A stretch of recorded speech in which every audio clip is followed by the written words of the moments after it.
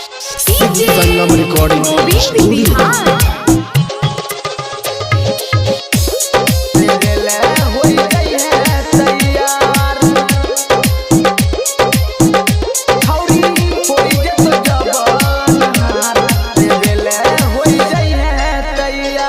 गोरी के सिंगार अभी है जादू जी के बारी में गोरी के सिंगार संग दैया में मारा हमारा से मिले हम करबो बेट तू करियन लेके करो से नहीं के डरैया गोरी के सिंगार संग दैया में मारा हमारा से मिले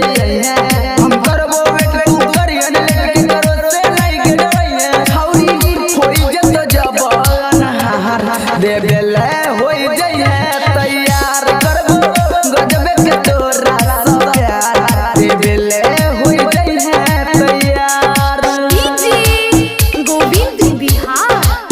संगम रिकॉर्डिंग स्टूडियो गोविंद बिहार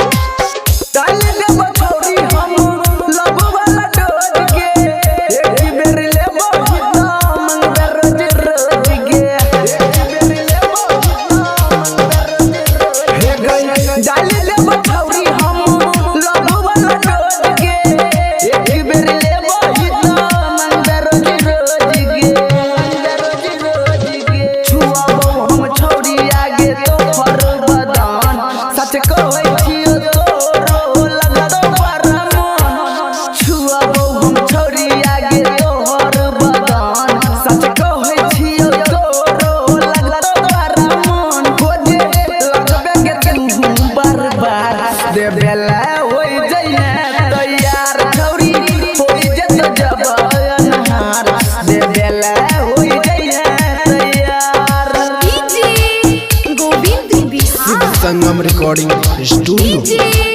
गोविंद बिहार